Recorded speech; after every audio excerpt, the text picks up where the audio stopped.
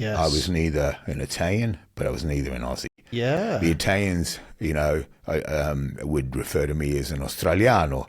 Yes. And of course the Aussies wouldn't accept me as an Aussie, but as a Wog, Yeah. When I had hair, it was quite dark, So you were between two worlds, Yeah. struggling to find your own identity. Sense of identity. And of course I had a tendency to gravitate towards, those who were rebels. I couldn't speak English when I went to school. I struggled with reading and writing. Yep. I seemed to be plagued with a learning disability, ADHD, which wasn't diagnosed. I couldn't keep still. Yep. I couldn't focus. So I got labelled a dumbass, by my fellow students.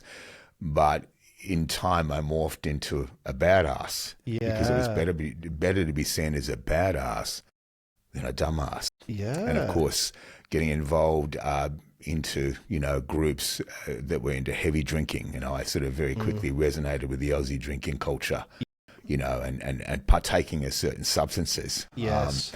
So how old were you at this point? Late teen, mid to late teens. Yeah. And that helped you assimilate into and feel welcome and part of. Well, I felt I couldn't cut it in the mainstream culture. I was an academic. I wasn't very good at playing footy. Yep. But there were a couple of things that I could do, and I could do well. I could fight, Yeah. and I could go from naught to 100 within seconds, And I also like to, push boundaries. And so those things held you in positive regard to certain individuals. Yes. You know what I'm saying? Yeah. So, absolutely. So that's where you found your people in violence and crime in ways? Yeah. I began to associate with groups of individuals and organisations that were engaged in nefarious activities. And so, us Italians, I know it's a bit of a cliche, but we have a tendency to break rules, or bend and do some dodgy things. So, I found my people in a sense, Yep.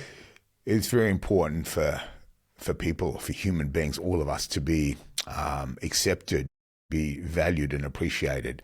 All of us need to bring something to the table. Yes. And what I brought was, recklessness, aggression, and the ability to hurt people. Yeah. And that was utilised within the people that you were hanging out with. Yeah, definitely. Look, as I grew up, I wasn't academic at that point in time. So, like a lot of Italians, I took up concreting. I became a good concreter. Yeah. A little bit of, working on building sites and of course of an evening doing bouncing. Yeah, so, okay.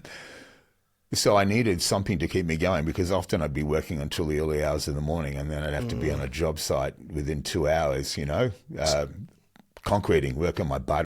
So you were using substance to help you? Yeah. Very quickly I learned that there were certain substances that would give me a tremendous amount of energy and a boost. You know what I'm saying? Yep. And you were using them problematically? Well, at the time, it was for functional reasons. I never saw that I had a drug problem. Yeah. It was I was just using something to give me a little bit of a performance enhancement. Yeah, a boost. In those days, anything that'd give me a boost, in some way, I'd take it. Yeah. But then I needed something to bring me down because I couldn't switch off. Yeah. So how did that look? Well, oscillating between, being manic up and then just being down. And I hated being down.